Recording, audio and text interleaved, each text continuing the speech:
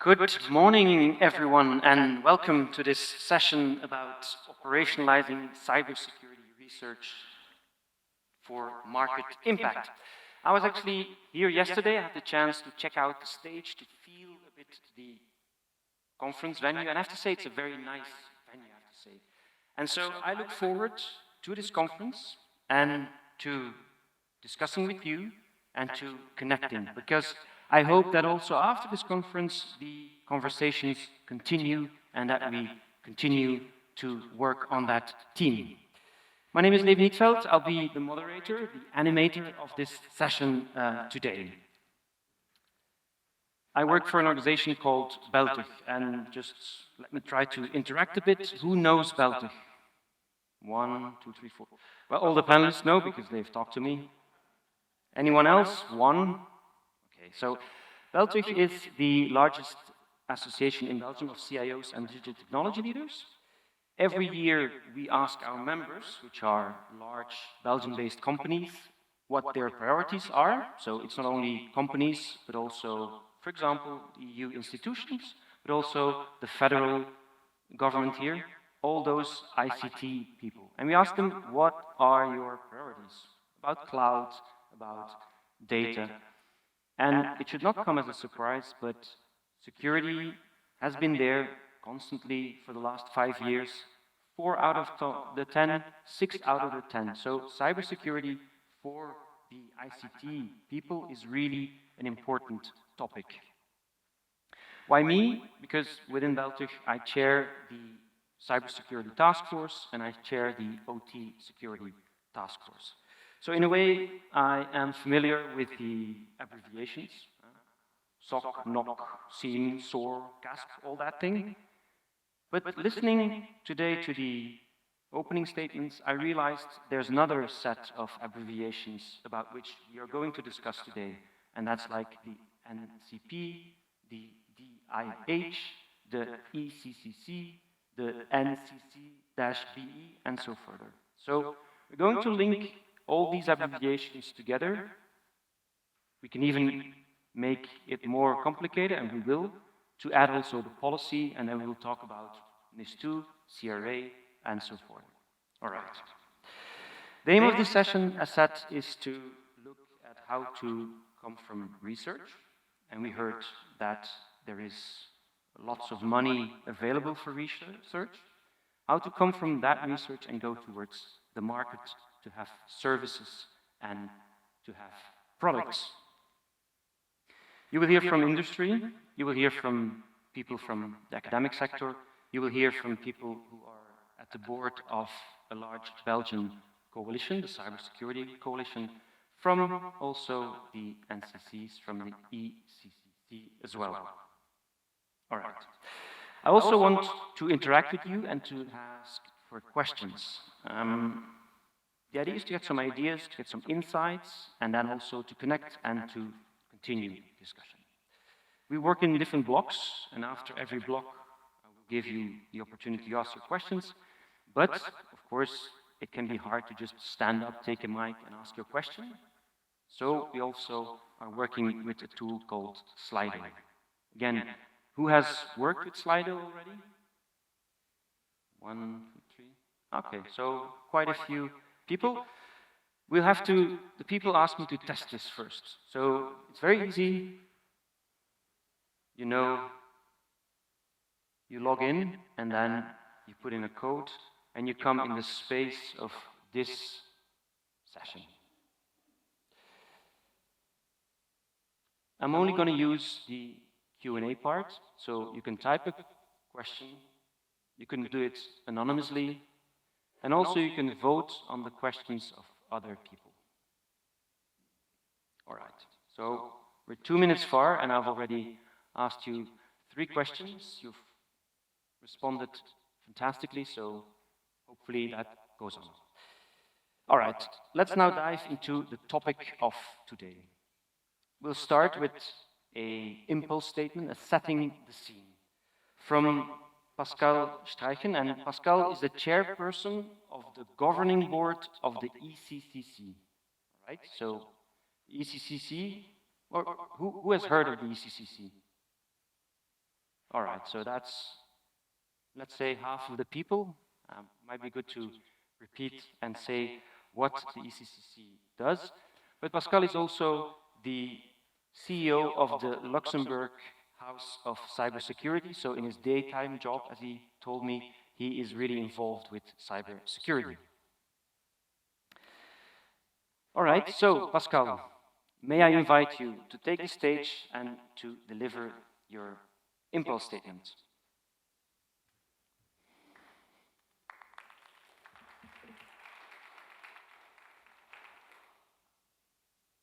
Thank you very much for having me here today for this important event about, and the title says it all, research, from research to reality.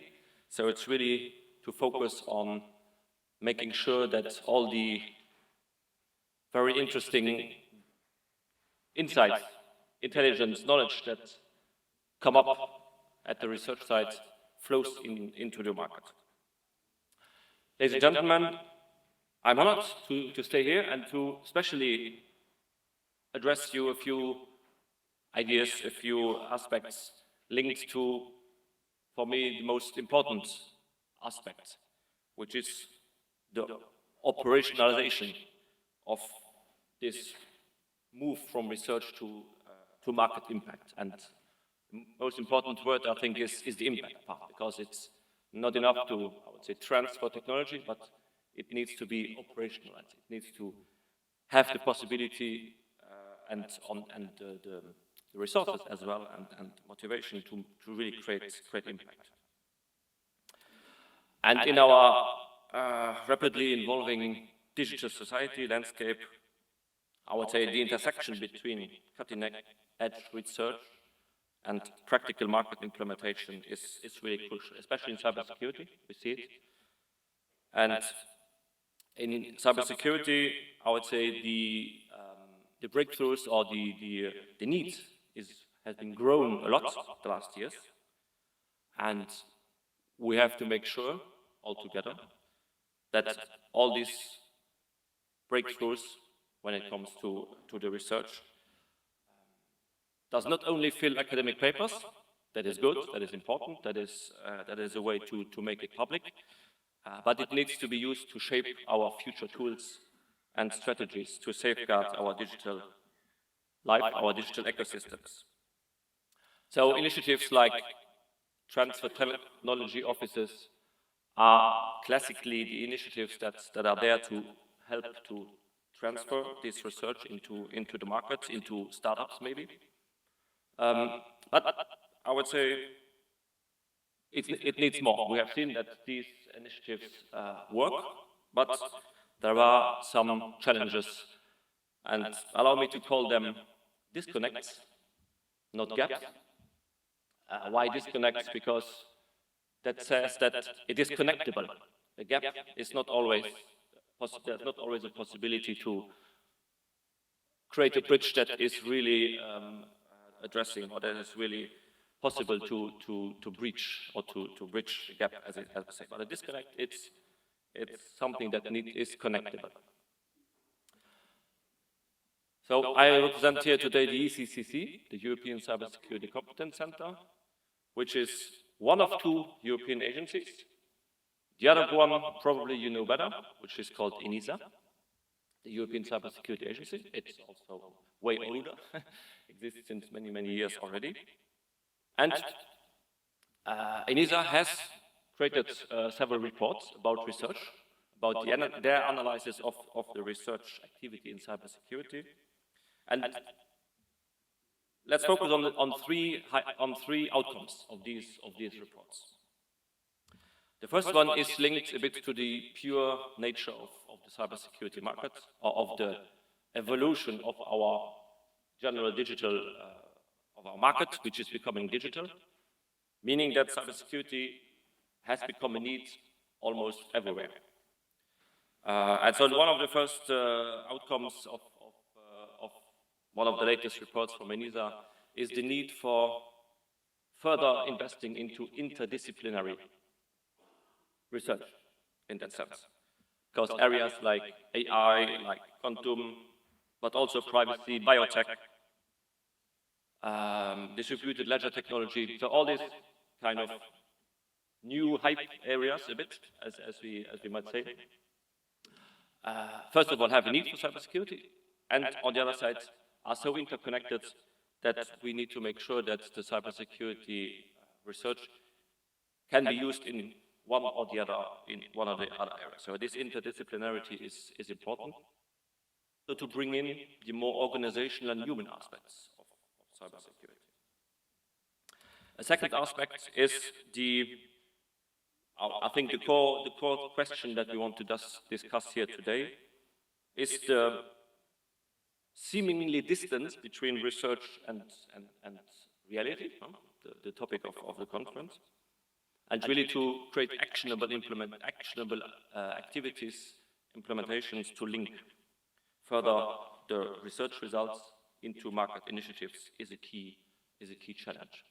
You probably have heard this morning about this rather new European program, which is called the Digital Europe program, which has this as a focus, and which is also one of the main and first instruments that the ECCC has at its disposal to, I would say, help address this disconnect, as I mentioned.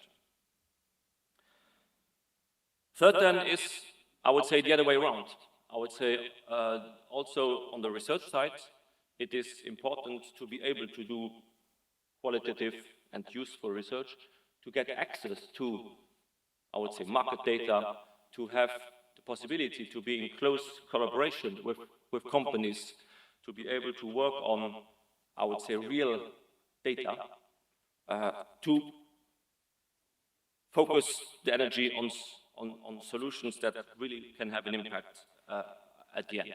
So there is, I would say, a two ways interaction.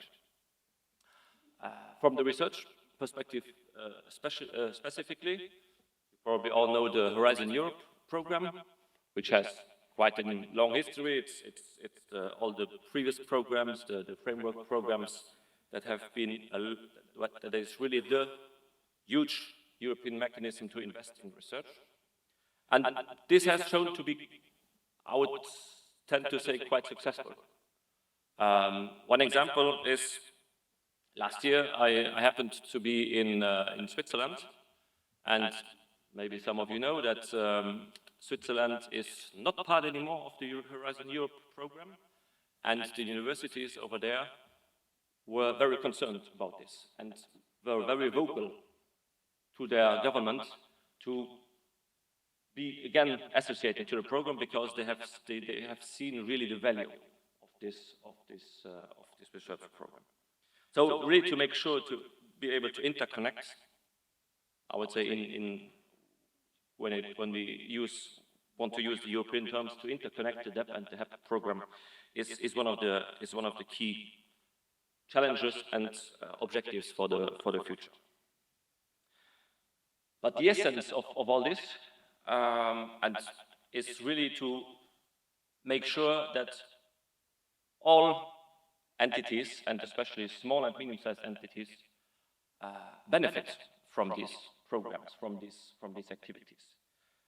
So there's yet another effort to make sure that we collaborate more with small entities. We bring in smaller organizations, not only from company side, but also on research side, or even in the public sector. There are a lot of small public institutions throughout Europe which are quite small, and which could really take a benefit out of these programs. So interconnecting the academic world, industry world, policymaker, the public sector is really for me the key challenge, and the ECCC has, so to say, this as one of the major missions for the area of cybersecurity. So we only focus on cybersecurity, obviously, but I would say the mechanisms are similar than you can imagine in other sectors.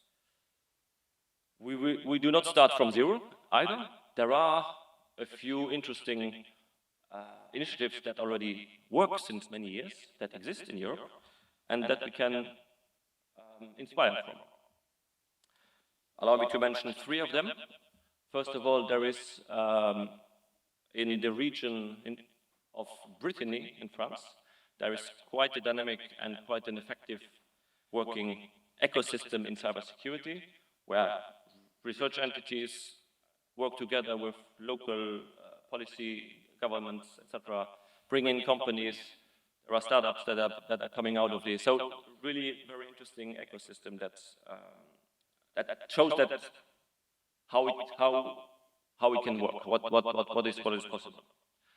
Another example is in Spain, the Basque country region, which has also not similar, but a similarly good working ecosystem.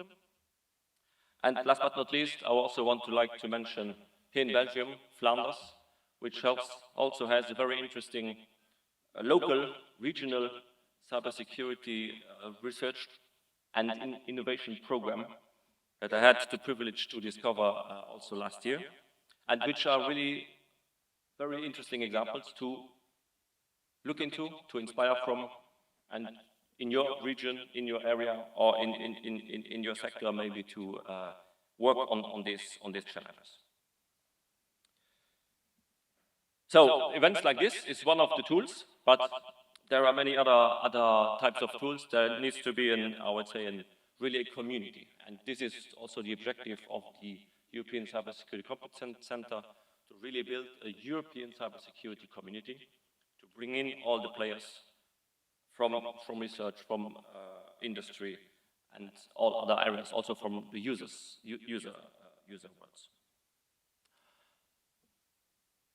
Then you maybe heard also about, I would say, a parallel network or initiative that is being set up, which is the Digital Innovation Hubs, which has also this focus, and where cybersecurity is also one of the areas that are being looked into.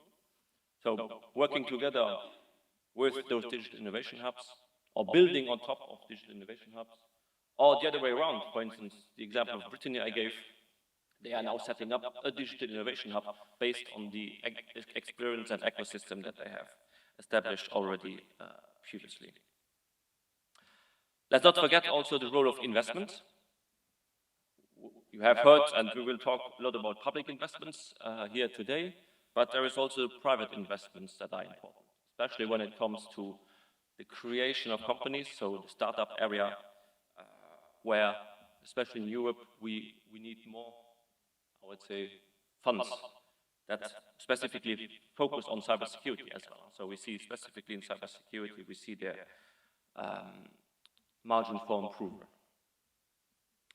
Last but not least, a few words about the ECCC, so the European Cybersecurity Competence Center, and I would say especially the network of NCCs, the national competence centers, which are really the most important part of this, I would say, new framework, because it's the NCCs, it's the national entities that are close to the national ecosystem, that know what's working, what's not working, where are the real gaps, the real challenges in each country, and can really, through the network, share those lessons learned and best practices to learn from examples like Flanders, Brittany, etc., and implement them in other regions, for instance. So closely connected to this national ecosystem is really a key, or will be, because most of the NCCs are still in the making. Some already have started projects, are really important to as key differentiator for the future, to understand the needs, to identify the experts and bring them together. And then there is a specific mechanism that has been not specifically created for this purpose, but is been heavily used in more and more, which is the so-called cascading funding mechanism, which enables also the national competence centers to use funding mechanisms directly without needing to go through the European mechanism for local activities. So again, facilitating the access for small and medium-sized entities. So in conclusion, operationalizing cybersecurity research for market impact is not a mere aspiration, it's really a necessity. And as I said, the CCC, the NCCs, and on our side, we are really ready to cope this challenge, but we cannot do this alone. We need you. We need to bridge the gaps. We need to work together with academia, with research institutions, with companies, but also with policymakers and all users, I would say people that know what they need, what they are looking for in cybersecurity, to all together ensure that our collective effort brings our future more secure and cyber.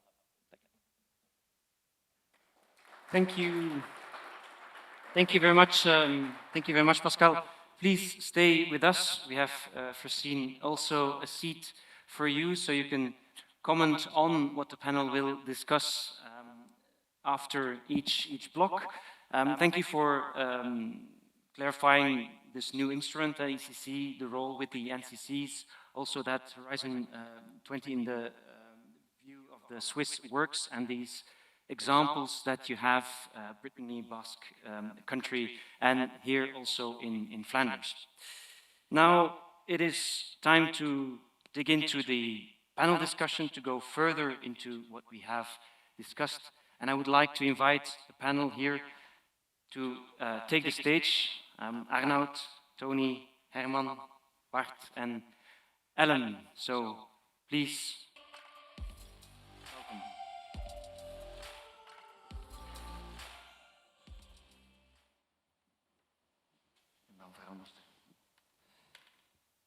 All right.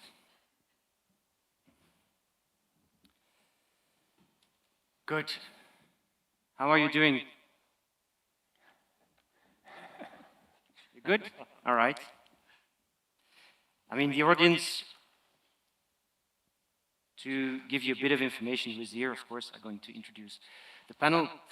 We have Arnoud van Meulenbroeke, who is the founder and the CEO of Fisht. And Fisht is a platform about, of course, phishing.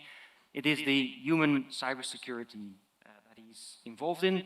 And as a startup, he won, or his company won, the tech startup of the year 2021 of Computable, which is a specialized magazine about everything that has to do with ICT.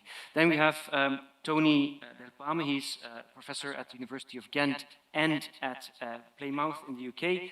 He teaches, as it is written here, artificial intelligence, cognitive systems, and robotics. And so it is, as we heard also from Pascal, going a bit wider, this multidisciplinary research. And he's very familiar with funding and getting the funding for the research. Then we have Herman de Haas, who is the managing director of Series. It is a 150-strong innovation hub and supporting the Belgian technology industry in adopting technology successfully. So he's what they call a digital innovation hub, and he will bring the point of view of the industrial demand side in everything that has to do with cybersecurity. Right, so still two to go. Professor Bart Preneel here with several hats. One of them is he's in the board of the Cybersecurity Coalition, which is a coalition in Belgium, and he will briefly explain that as well. But also he is professor of the COSIC, the Computer Security and Industrial Cryptography at the University of Leuven. I know him mostly from hacking Teslas. That's how he is known in Belgium. I don't know if he drives a Tesla or not, but... And then we have, last but not least, Ellen Stassard, who is the head of the National Cybersecurity Coordination Center, so the NCCBE, and also representing Belgium in the governing board of the ECCC. And as you might know, the NCCC, it is the Cybersecurity Belgium, the CCB, who has been assigned the role of the NCCBE, right?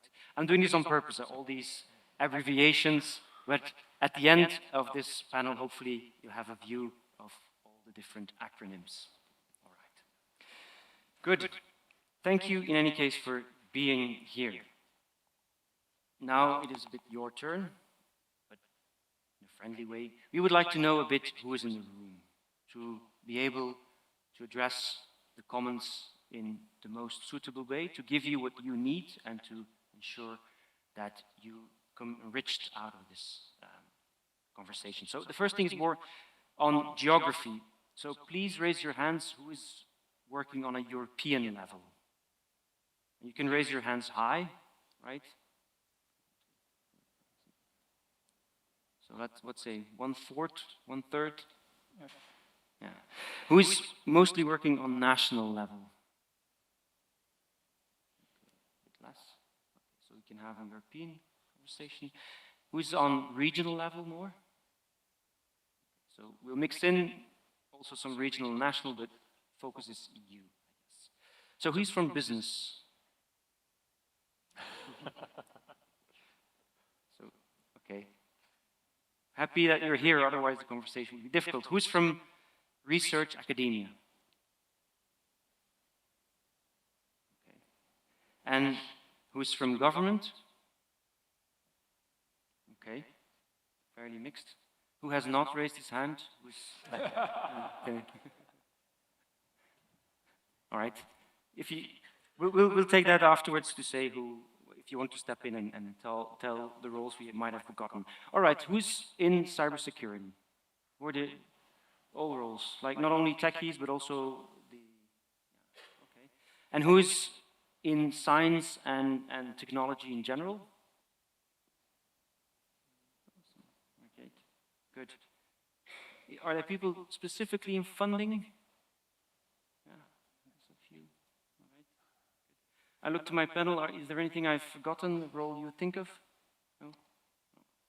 All right, so we have a view.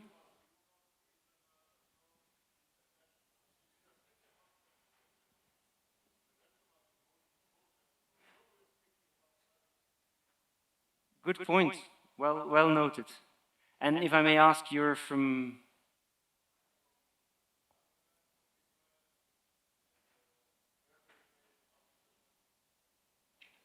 Okay. Of which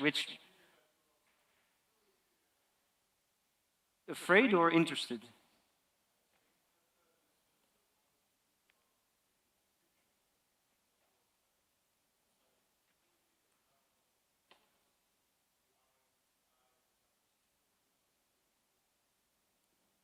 Wow, that's good. We'll tackle that. Thank you. All right, good. We'll come back, and I think also during the preparations we had some discussions about that, of the restrictions or not. All right, we're going to work in. So the first block is on assessment and impact. We'll start with that. I'll start with a few examples. For example, you have IoT devices. They are researchers, they notice that there are failures in it, but at the same time in the market you still see them. So in a sense, this research is not going towards the market. You have the example of ransomware, on cyber attacks. I know it's complex, but there's a lot of vulnerabilities that are discovered. There are a lot of best practices available, but at the same time, more and more organizations are being hacked, and especially, for example, hospitals. And then you have the quantum, which is already mentioned. So it seems, from what I've been told, there's no roadmap yet for Europe and for Belgium to prepare for the post-quantum. At the same time, there's a lot of research already. So how come that we have this divide? And let's start with that. First, maybe to Herman and then to Tony. Herman, so is there this gap? How large is it? And what are the main focus, what are the main factors contributing to it, in your opinion? Well, in my opinion, there's a tremendous gap between theory and practice, not only research and application, but broader than that. Looking from the demand side, in fact, we see three areas. We have the general IT security, where every company should be aware of and taking action. On the second side, you have all the companies developing intelligent product. This can be software, it can be hardware combined with software that is connected, that is a possible threat for the customer of the producer of the product. And there's also a lack of implementation of cybersecurity solutions. Cybersecurity by design is not at all a thing we have overwon yet. And then thirdly, and there I come to maybe the longest gap, is if you look at the manufacturing industry. We have a lot of manufacturing companies that are not aware that their manufacturing apparatus is in fact a combination of old and newer systems, which is very critical for attacks from outside. So the problem is huge, and well, research is to a certain extent a solution provider, but you have to look further than only research. You need companies to develop solutions, to develop products that then can be implemented into this vast industry. Okay. And Tony, from your, we had this multidisciplinary need. In your view, is there as big a gap as Herman says? And so I can comment on the gap between research and innovation, kind of the, I don't know, market potential of research. I work in AI and robotics. I'm not really close to cybersecurity. Closest I've ever come was we built a pizza delivery robot to try and enter a secure building, which worked. But what I find often as an academic working at universities is that we are, different from industry in so many different, in so many ways. So one is, for example, the speed at which things go. In research, we are fairly slow. We like to do things in a very thorough manner, and that doesn't always agree with the speed at which industry wants to move. Industry wants solutions for problems they had today, and they want those solutions yesterday. Also, it's about reward systems. In research institutions and universities, we are rewarded in a very different way. We're rewarded in, publications, our salary doesn't increase if we do good work that is useful for industry. I don't earn €1 more. And so this disconnect between the culture at universities and research and that needed in industry. And there's been lots of very well-meaning and sometimes very successful initiatives as well, like Horizon Europe. Within that, for example, the European Innovation Council, that looks at the amount of money that is plowed into research, but that has not delivered really for the market. And so Europe, and I think national governments as well, are very aware of that problem and are looking for ways of closing that gap. But at the moment, we're not quite successful yet. Things are moving.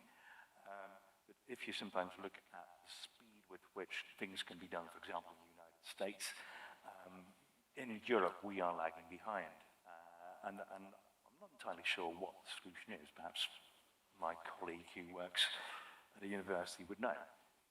well, Happy to comment on that. So I do think that it's necessary also universities can reflect, and I do think we should have philosophers to think of the long term, especially given that we have such a changing society. And then I do think there's also quite some drive in university to be aligned with industry, to work together. And I think thanks to Flemish funding, we've been able to do this. In cybersecurity, Flanders, we work closely together with industry. And it can be a very short time to market. There's always this thing, we work on things which are years ahead. Well, I can tell you, if we hack a Tesla or SpaceLink, then we have a connection with Tesla within a few days. And we work on the patch within a few weeks or months. So it's not the case, I think, that anything we do is only long distance. And it can only be done, of course, if there is enough funding for strategic research. Same thing for my colleagues in computer science. They actually found a problem in an Intel chip, and within 1 year, this was solved in all Intel chips. So it's not the case that we're always far from reality. I think there has to be a right mix between the two. And I do think Europe has been struggling with this because Europe, the European project, whatever they say, it's 5 years.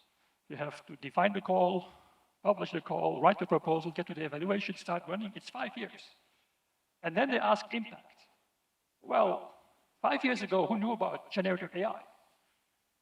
Right? So how can you write in 2020, 2018 or 19 a project that will have impact when you actually don't know what the real problem will be in 4 or 5 years? So I think you should actually fund on long-term problems. And Europe has a very good mechanism for this called ERC, European Research Council. Also very good people programs like Marie Curie. And they work very, very effectively, and the world is jealous of them. I'm a bit more skeptical if Europe says we're going to achieve high TRL, so high impact, but you have to now write your proposal, and in 5 years, the impact will happen. I think then you should actually do more strategic research and more long-term research. You should match these two things. And there is one example, I think people said we're competitive globally. Well, we know what works. What works is DARPA and IAPA. And I know that D stands for defense and I for intelligence, so people may not like it, but those are programs the Americans invented that work. And what is the difference with European programs? First, the manager is a scientist with 20 years experience in the field and who gets 15 million to manage.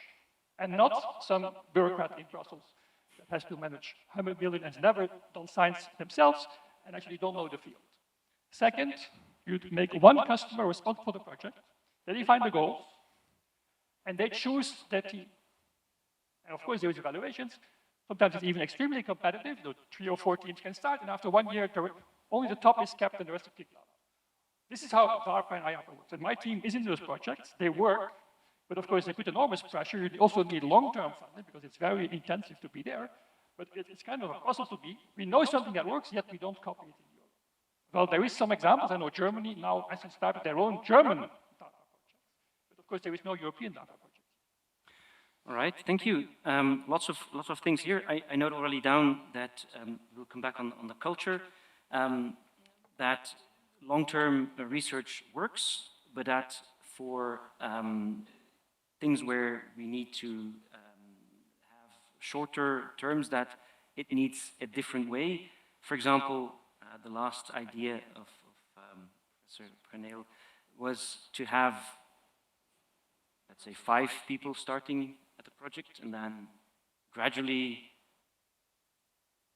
only having the best one. Is that something that the NCCs, the ECCS is considering, or what are the views you have now on ensuring that we go more from research to really products and services? Ellen. Thank you, Levi. Well, I'm not sure that we can immediately implement this US example, but it's always interesting to look at it, of course. But I think we should start, definitely we should start bottom up. We should really collect the ideas of our national community and try to know exactly what we need here.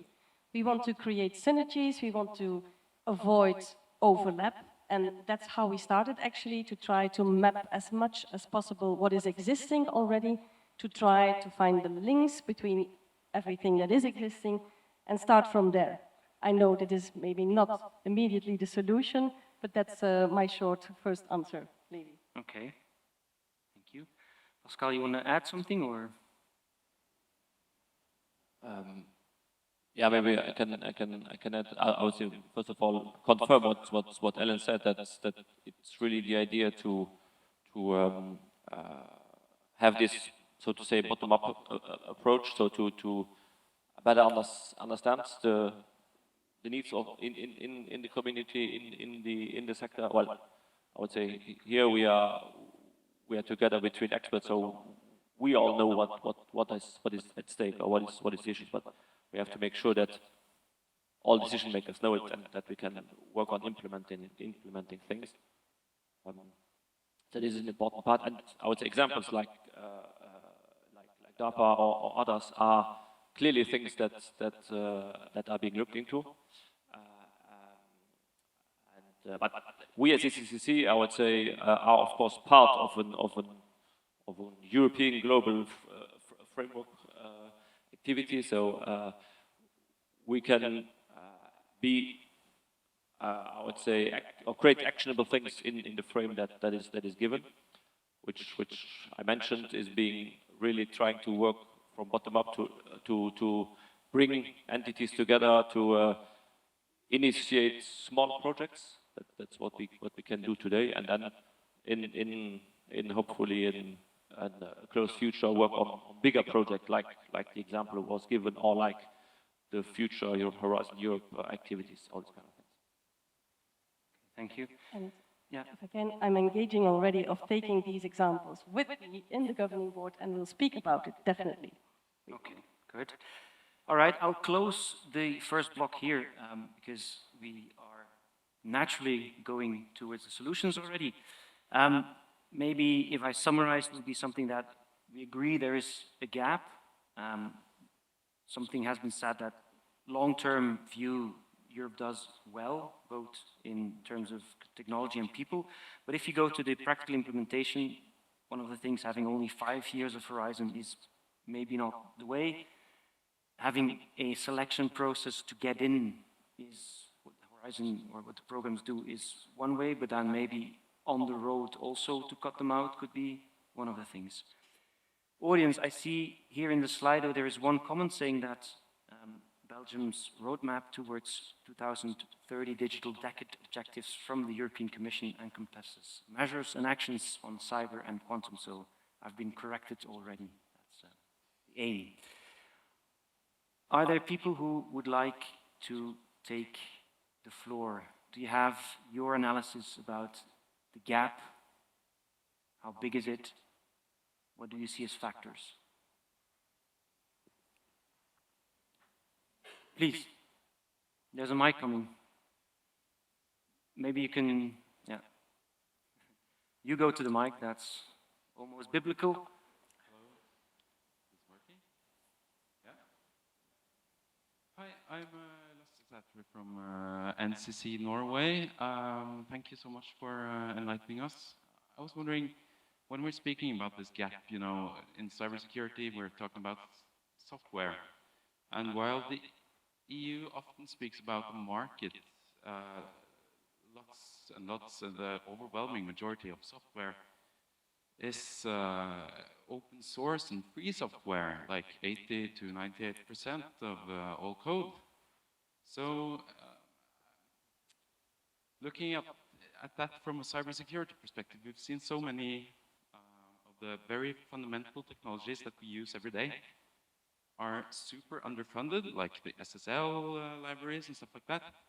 So I was wondering if you could address also the gap between where the software is produced and where the funding goes to. How do we deal with that gap? Thank you very much. I see many, yeah, please. I'm happy to take this. Of course, there is also secure hardware, and there is now, by the way, also a trend towards open hardware with OpenRISC-V. It's a US evolution, but there is also very important European players there. I do think open source is very important, and I think it's very important indeed to advance in cybersecurity and to avoid that we are more dependent, so for European sovereignty. And I do think we should actually invest in vulnerability management for open source. And I think Europe can play a role here, even if others will get a free ride on this. But I do think indeed that's something that should happen. I think I made a mistake 15 years ago. I talked in the European Parliament about this, and I forgot to mention a budget. So they made a budget of a few million euro. I didn't say it was a few billion they should spend on making open source software more robust. On the other hand, there is also a risk because Europe has responded, because maybe also part of the gap, for example, in IoT is not because we don't have technology, it's because people don't invest, it's a market failure. And this has been identified already 25 years ago. And so as experts, we said to the government, you have to regulate because the market is failing, just like governments imposed car manufacturers to add seatbelts. Car manufacturers didn't want to do it, people didn't want it, but then they were mandated, and now we all use them. The problem is that Europe has responded, but with a tsunami of legislation. This is a first problem, which is now bothering industry a bit. And the second problem, of course, is that things like certification may actually stop open source software from being used. Because who will pay for certification of open source software? So there is a big problem there, and we pointed this out already 10 years ago, that we should also invest in automating certification and investing in tools, open source tools to do this, that actually we can reduce the cost of this. And this market failure doesn't result in legislation which then crowds out the small players and actually damages European industry.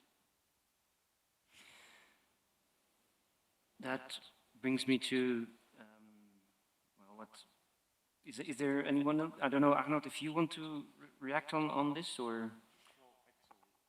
For the, well, NIS2, for example, it's a great new regulation that's, well, impressive for most companies to focus on. However, what a lot of companies, a lot of SMEs that we talk to also miss is the fact that how to put these things into practice. We have new regulations coming in, talking about all very essential aspects, but how do you actually put it into practice? How do you put things like incident handling for an average company? How do you do that? How do you make sure that all of your communications are encrypted? How do you train your employees? Like, it's things that we all focus on, and it's great that there are like, regulations coming in, but nobody knows how to do it. And if you want to know how to do it, then you have to pay consultancies tremendous amounts of fees, and most of the times, and also with a lot of the tools that Professor Corneel was talking about, they will just help you to get a basic version of it, but not like the ITers probably won't understand what they're doing, and then you still have the issue. And in my opinion, with a lot of the ICTers that we speak to, that is one of the biggest issues. ICTers don't know what they're doing, they're just checking boxes, and that's not a sustainable solution. Let's park the whole discussion on influence of regulation for a bit later. I don't know if we want to come back on the question on open software, source software, where it's produced, or I don't know if Herman, or I saw you nodding before. Well, I just support what Bart was saying on the importance of it, and also an opportunity for Europe at the same time, because we have a position in there, and it's linked to our ethics. And there has been not enough funding in the past going towards it. Well, it tends to be forgotten. Please, let's go. Maybe on the question about open source, there are a lot of things going on in the area of open source, which are maybe not so super known. I would say locally, but also at European level. And of course, there needs to be more. There needs to be done more. DCCC, for instance, if we look at the regulation, the word open source is mentioned in the regulation at least 15 times. So it is in there. It's in our mandate. So we will be looking into this clearly. And I'm personally involved quite a lot also in open source in Luxembourg, because our agency in Luxembourg, the cybersecurity, so the Luxembourg House of Cybersecurity, everything that we produce it as open source software and provide it for the community to be able to help the Luxembourg, but also all the other people, entities. And there is also this activity, or these things that are called OSPOs, Open Source Program Offices, which is an initiative that is also European, and still today it is mainly regional. So you see, for instance, many cities like Paris, like other smaller cities even, that have local such open source program offices, and that put public money into helping local companies to address or to use the open software, so to help finance the trainings, the capacity building, and all this kind of thing. So it's really there as well, and I would say bottom-up thing that is coming up, and I think we have to embrace it at a more higher level in the close future. But there are a lot of initiatives that are already there and that can be inspired from. All right, thank you. More questions from the audience? If not, I go to the second block. We've already talked about it. It's more, let's go for the solutions. And one of the magic words, always collaboration, better exchange of information, communication, trainings, these kind of things. Arnoud, if you work for a company, you're going forwards. So how do you and your colleagues bring new services and products to the markets? Do you look at the research that is done and pick ideas from that? Do you collaborate? How does it work in practice?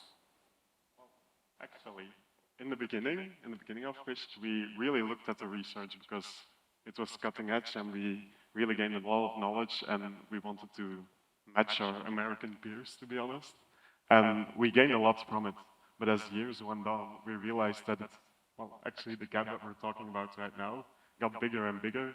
And that's also what I wanted to say with my previous point, is like, we're talking about these very nice things, but when we speak to our customers in general, most of them don't know how to do things in practice. And now if we develop new things, if we would develop a new company, a new product, a new feature, whatever, we would actually go speak with them first, because if we have a couple of thousand SMEs as customer, if we really speak to them and look at what their actual issues are, they're quite often very, well, the same thing.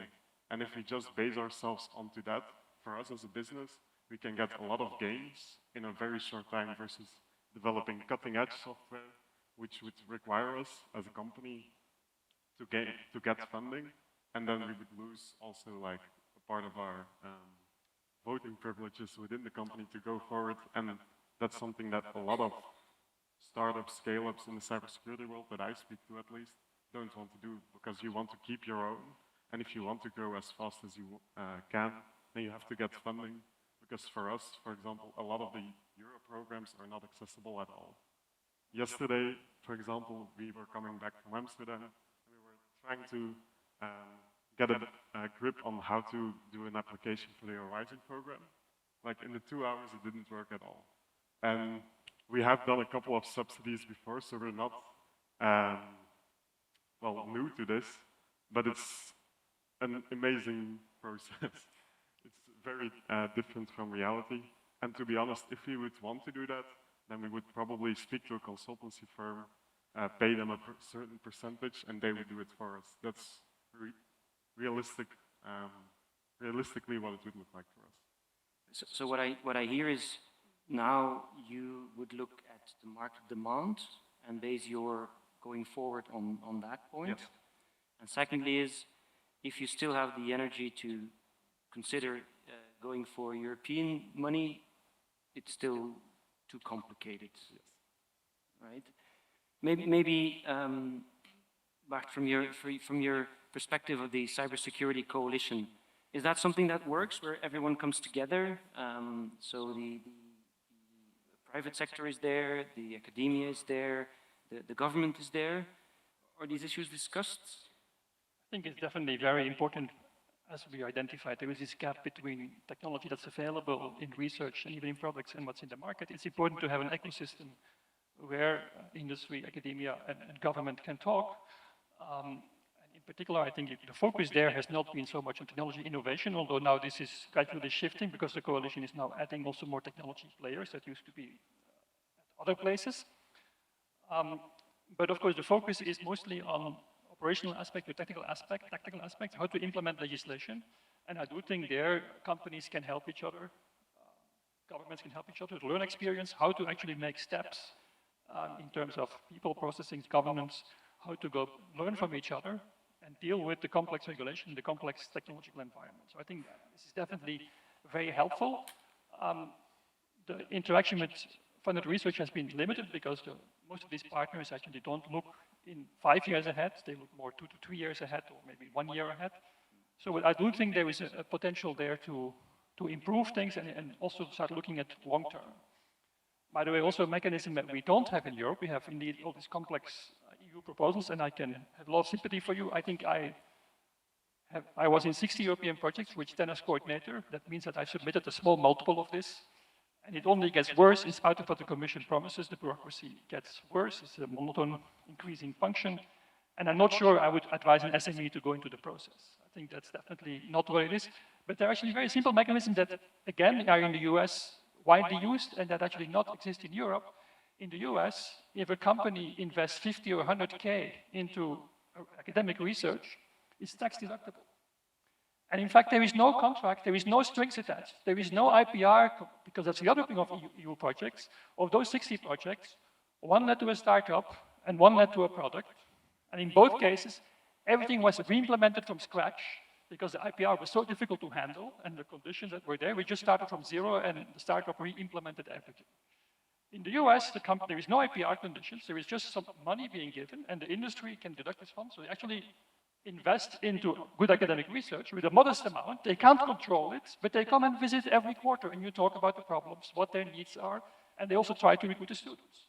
It's a very cheap mechanism for government, just a tax deduction. Low overhead management, but in Europe we seem to prefer big complex things with timesheets and bureaucracy and IPR contracts. Wow, some material there.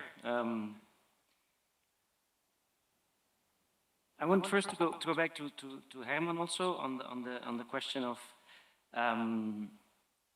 what Arnoud said, that the market, they go for the market and they look at the demand, and that's what you do as well. Do you then still also go for EU-funded projects starting from that market demand? Well, it's a combination. I would like to come back to something Tony said at the beginning. In fact, one of the important outputs of research, also basic research, is people with expertise. And these people going to companies is also a major outcome that we shouldn't forget. And then what we try to do at CIRIS, being also a European Digital Innovation Hub, is looking at the expertise, the know-how, the skills that are available at research centers, at universities, and looking at the potential this has for the problems industry is facing, and to match those two. So that's the first step. And then we try to transform this into concrete services, the way Arnold was saying. The companies don't need the research, they need the outcome of the research. And then, for example, in the manufacturing area, one of the three segments I depicted before, there we try to combine, during the service, an expert of cybersecurity with an expert of manufacturing, having them work together to create a usable solution for the customer. A second tactic that works is also using real-life demonstrations. So Industry 4.0 setups where companies can recognize things that they see in daily life and point out what the cybersecurity threat is and how to solve it in a very practical way. And this Flemish program that was cited before is helping us to finance that. And a third aspect is also what we call hands-on trainings, to build trainings that are very hands-on, where companies can also do some self-learning, and that because we need to reach thousands of companies, and there are not enough consultants, not enough persons that can do that in a live way. So building up material that can be consumed by industry is very useful tacticals. And you get funding for those as well? Yeah, in the case of the Digital Innovation Hubs, we get both funding from Europe and from the regions to be able to deliver that service to the companies at a very low threshold. And is it tax deductible? Is there APR? Well, we don't claim any APR. So the solutions are from the company. Okay, so they stay within the companies as well. Indeed. Yeah. All right. I'm going to close this block as well on solutions, but with a way of just inviting you again to come up with maybe what you have as solutions in your countries. Please. I have a loud voice. I have 20 years of experience in cybersecurity. Before I came to the government, I worked in 2 startups, not mine. Both of them were sold, one to Microsoft, one to Verint. I was working in Microsoft 3 years and in other companies, long time in cybersecurity. The first thing that we noticed in order to take solutions to the operational phase is that you have to first meet some kind of what we call the relative threat. You have to identify the threats and, of course, answer to these threats. Now, we are speaking a lot about the funding of the European Commission. At least in my country, the government funds only 4% new companies. 96% come from the private sector. So all the barriers that the European Commission is having is neglected. It's nothing. You have to speak about how to get funds from the private sector and not from the government. Then, I think that one thing that none of you spoke about, taking solutions to the next step, is that cybersecurity in the business sector is not an enabler. It's not enable the industry. It's something that take them back. And you have to do a very huge marketing step in order to persuade the customers to buy a cybersecurity solution. This is something that the Commission is not doing. And instead of it, the Commission or Europe sell another story, which is called GDPR, which is also something that does not enable the cybersecurity technology, because GDPR is a contradiction to cybersecurity. So how can you promote those two things? And I think that the main issue that I see here is that we have only one people from the industry here in the panel, instead of having 4 when it comes to operation. The research is very important, but when you speak about taking cybersecurity research to the operational step, you need to bring to the panel the industry and not the researchers. Thank you. Thank you for that statement. If I may I'll come back. Are there people here? There are people here from the industry in the room, right? So what is your take on how much you are investing or should be investing? I know it's a very direct question.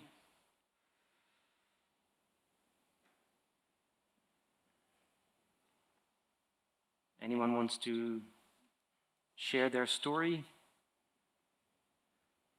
I'll let you prepare your words, and then in the meantime...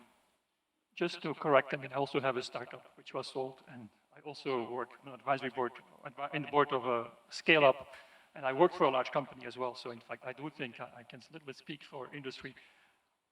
I don't fully agree with the fact that cybersecurity is not an enabler, in the sense it's not, of course, an enhancement. You can't do new things, but essentially it's essential. It of course, has a very difficult market position. You either have the FUD strategy, fear, uncertainty, and doubt. You make people scared, okay? Or you actually regulate things. And I respectfully disagree with the observation that GDPR is not bad for cybersecurity. It is bad for cybersecurity if you take the approach that we have to watch everybody all the time and see everything, and then we can keep you secure. Yes, GDPR actually says you can't do cybersecurity this way. You can only collect the data you really need. And I do think that this is the way we want to do security in Europe. It's a different approach. I do think that there is a role of government in enabling cybersecurity by having regulation. And that's, of course, a very good aspect, that government sees the market failure, intervenes, imposes regulation. The question then is how it's being implemented. And there I fully agree with you. GDPR has maybe not led to much more security, has had to much more checkboxing and compliance and saying, covering all the fields, but actually not improving security in practice. And there is a risk that also the Cybersecurity Resilience Act, the Cybersecurity Act, DORA, all these things will lead to the same thing. So Europe, or the legal approach from Europe is that if we regulate things, it will be solved, but in fact, it may well be that the industry responds with counter-regulation, which is lawyers and checkboxes, rather than with better technology.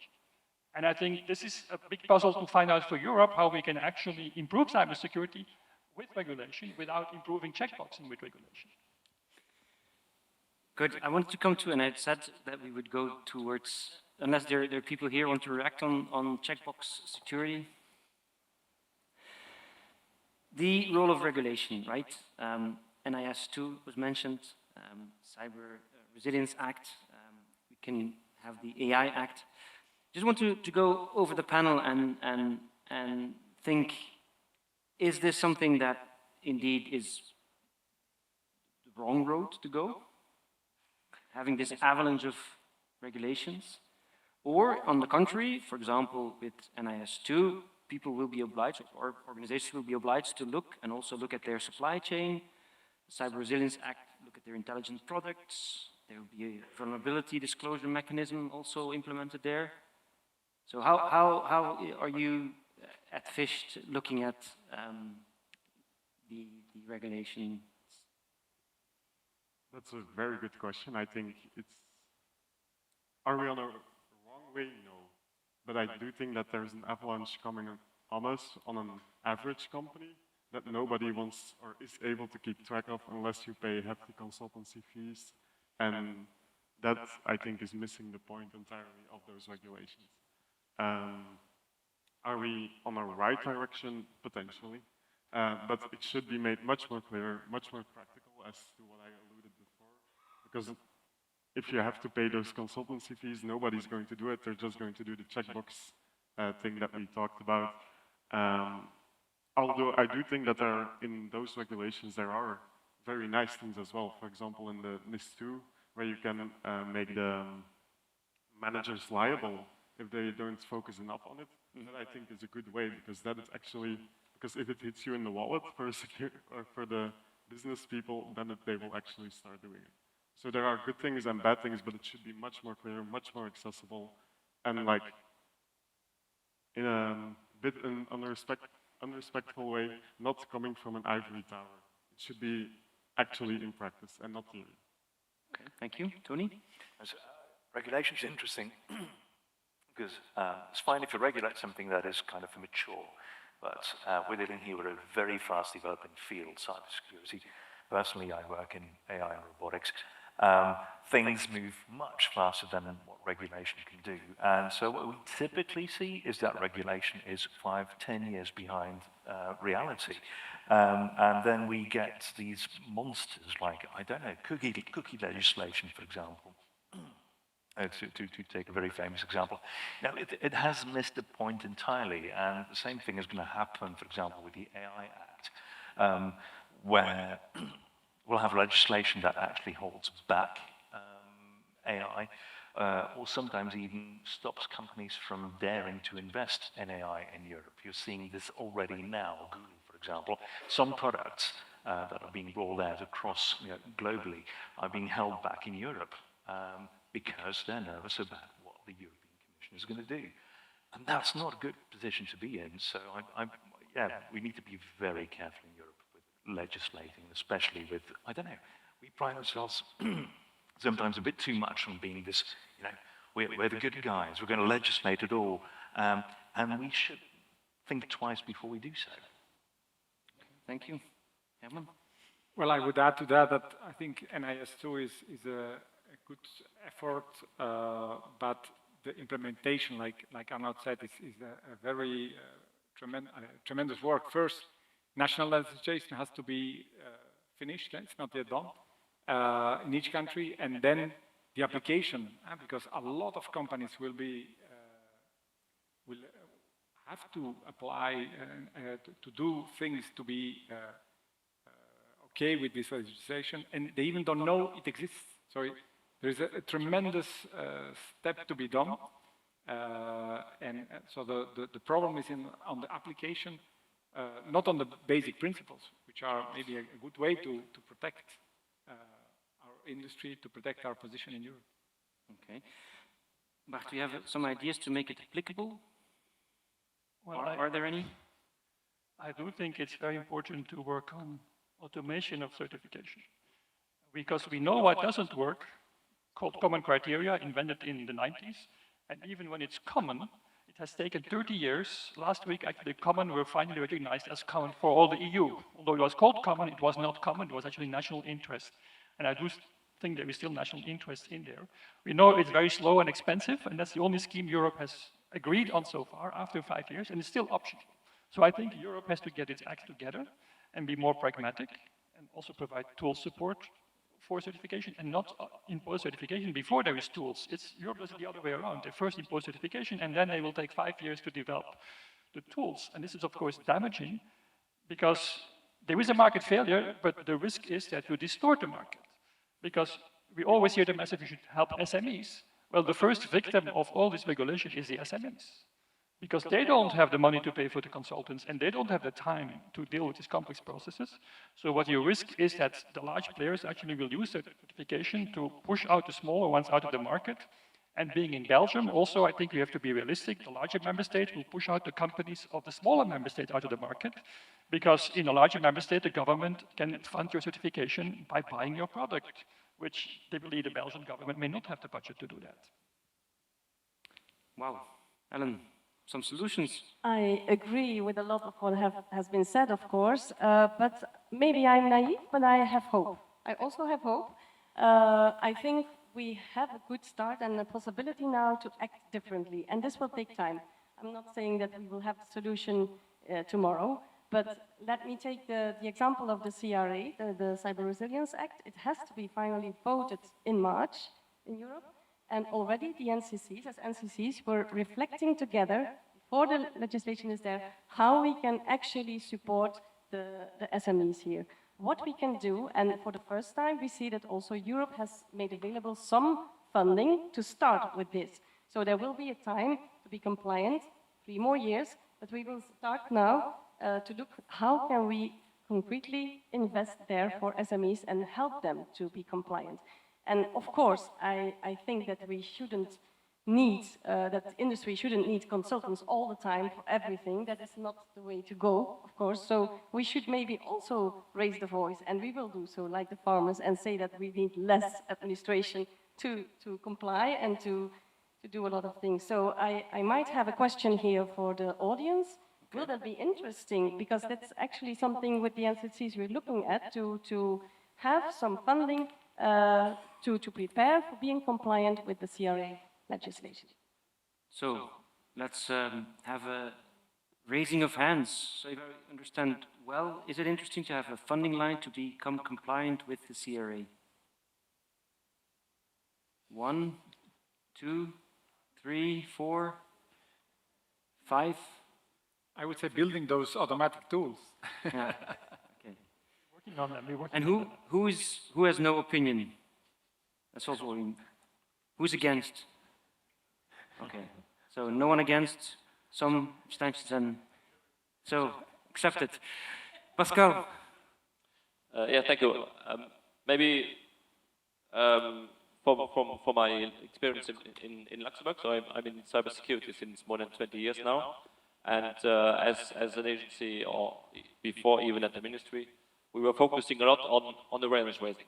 So to help companies understand the need for cybersecurity and the benefit of it, and to make it a business enabler. I have to say that looking back at these 20 years, the two only things that helped is regulation and incidents to create this awareness. I would say all the other initiatives, I would say, are important, and it's important to continue this, and it helped a little bit. It's the 4% that were mentioned previously, but the majority of incentives came either from regulation, forcing people, entities to do something, or from incidents, from the fact that a company got hacked and then she needed help immediately. So in Luxembourg and in Europe, there has been a lot of activities, a lot of investments into making sure that we have capacity to help companies manage their incidents. So a lot of investments have been done in CSIRTs, in computer response teams, the last 25 years. And a bit later, also then came regulation.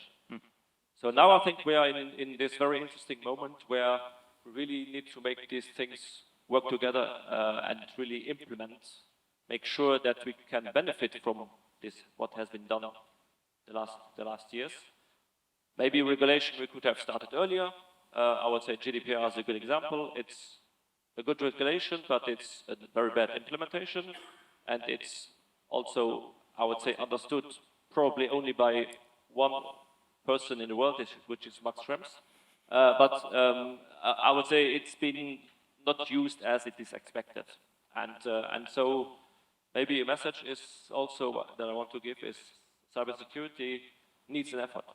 I would say everybody needs to put effort into securing themselves. It doesn't fall from the sky. So there needs a little bit of effort. Europe, the different governments, the different national public agencies are there to help. Many of them also have possibilities to financially help, but there needs a little bit of effort. And maybe just the example you gave as wanting to participate as a startup in the Horizon Europe program. This is probably not the best first thing to do, because that's not a program that is meant for startups. So there, I fully agree with you. There also needs some really awareness about what mechanism is meant for whom, what is the best step for my situation, which is the best program for my situation. And this is where really at the level of cybersecurity, DCC and the NCC networks have this in the mission. And so we really are looking into helping all of you to understand which is the best program, which is the best mechanism for you to get the biggest benefit out of all the funding, all the initiatives that are out there. Thank you. We're almost done. I have still a few questions here, which I would really like to address. First is, how can national NCCs utilize available cascading funding, was mentioned, in a systematic manner to improve the security within the market? Just a very short one, Ellen, if you can. Yeah. It's good that you ask. So every NCC will have its own cascading funding. It started small, so some countries start already in 2024. In Belgium, it will be available in 2025, and we will ask for more. So we'll start very small now, but there will be another program allowing us to ask for more. So it will be a call launched on national level for every country, and so that's the way everyone can apply, actually. But it depends exactly what is done with it. So there will be cascading funding in every NCC project, and possibly also now for CRA purposes or other things that are now available. And we will, of course, launch this on the website of the Center for Cybersecurity, NCC. But I think in every country, you have to look at the website of the NCCs. So, thank you. Yeah. Then there's a question from Bettina. I don't know if you want to raise it here, or do I read it? Yeah, please.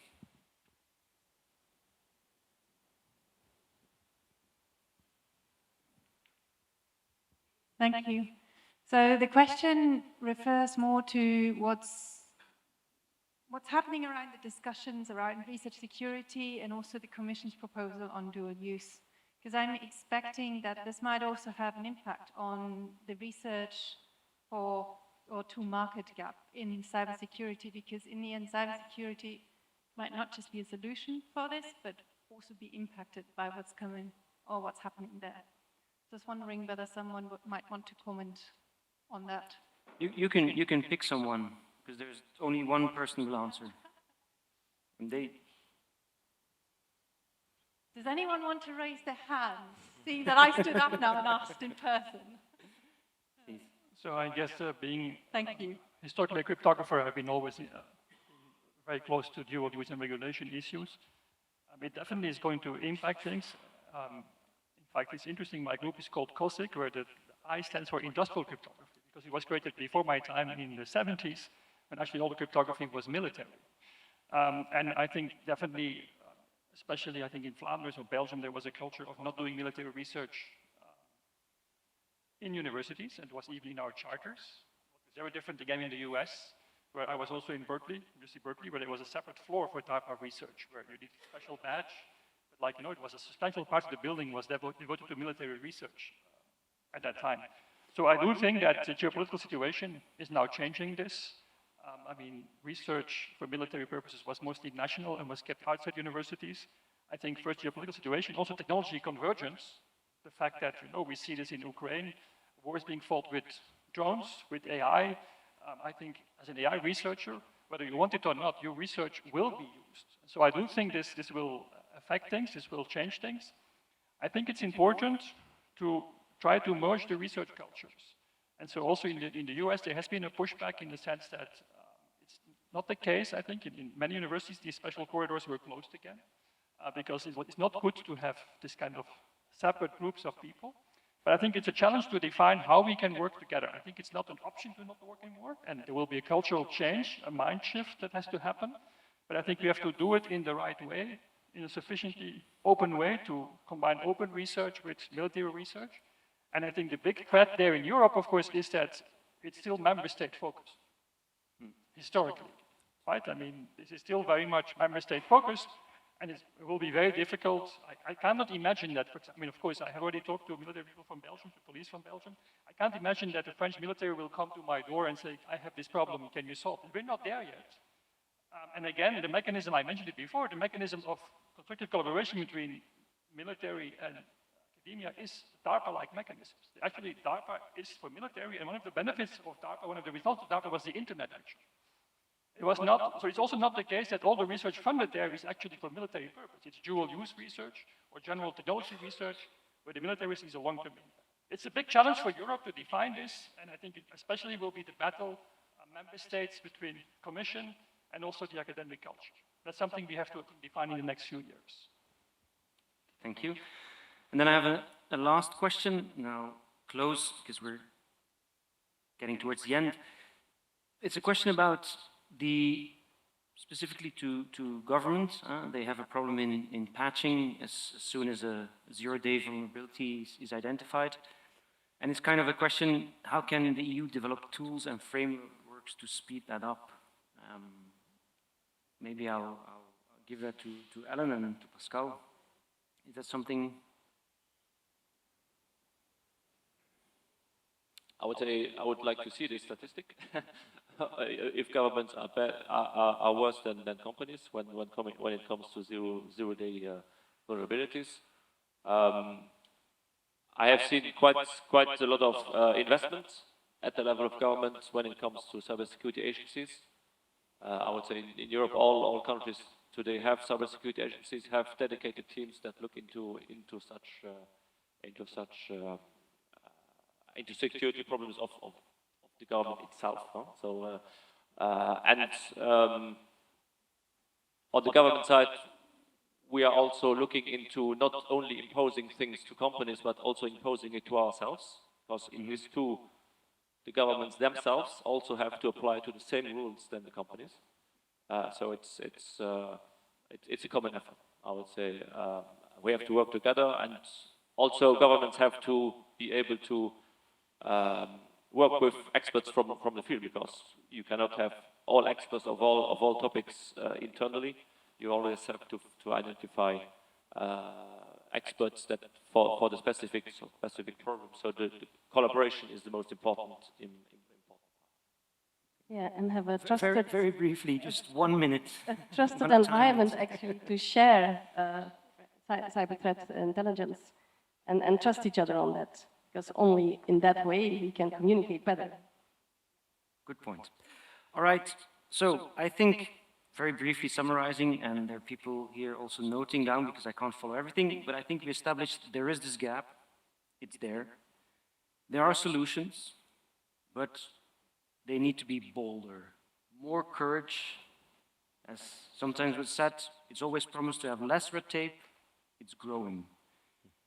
So that is actually what needs to be done. We have listed a few of those. And then we've talked about regulation. We're not sure yet here if it's really a good thing or a bad thing. Some more things about NIS2 being positive. There's some fears about AI and about the Cyber Resilience Act.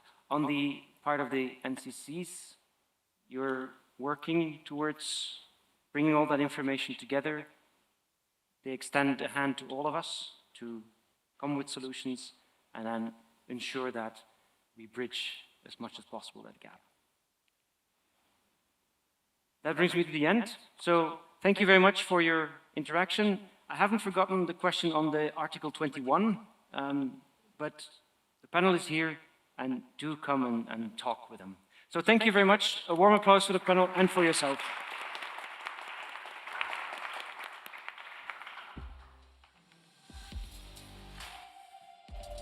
Europese kant voor jullie. Sorry, zo'n beetje voor jou, hè?